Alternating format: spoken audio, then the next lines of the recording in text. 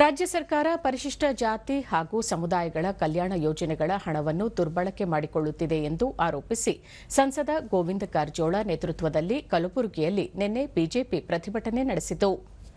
ಮಾಜಿ ಸಂಸದ ಡಾ ಉಮೇಶ್ ಜಾಧವ್, ಶಾಸಕ ಬಸವರಾಜ್ ಮತ್ತಿಮಡು ಮತ್ತಿತರರು ಪಾಲ್ಗೊಂಡಿದ್ದರು.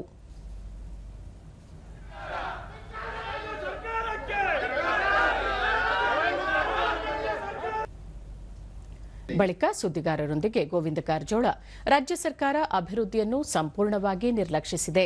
ಆಂತರಿಕ ಭಿನ್ನಮತ ಹಾಗೂ ಹುದ್ದೆಗಾಗಿ ನಡೆದಿರುವ ಸ್ಪರ್ಧೆ ಸರ್ಕಾರವನ್ನು ಅಸ್ಥಿರಗೊಳಿಸುತ್ತಿದೆ.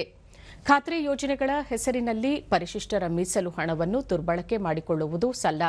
ಕೂಡಲೇ ಎಸ್ಸಿಪಿ ಮತ್ತು ಟಿಎಸ್ಪಿ ಅನುದಾನವನ್ನು ಸಂಬಂಧಪಟ್ಟ ಅಭಿವೃದ್ಧಿ ಕಾರ್ಯಗಳಿಗೆ ಮಂಜೂರು ಮಾಡಬೇಕು ಎಂದು ಒತ್ತಾಯಿಸಿದರು. ಕರ್ತವ್ಯದ ಉತ್ತರದಾಯಿತ್ವದ ಜವಾಬ್ದಾರಿ ಅದ. ಮುಂದೆ ನಾವು ಮಾಡಬೇಕಾದಂತ ಅಭಿವೃದ್ಧಿಯ ನೀಲನಕ್ಷೆನೂ ಅವ್ರ ಮುಂದಿಟ್ಟುಕೊಂಡು ಆಡಳಿತ ಮಾಡ್ತಾರೆ.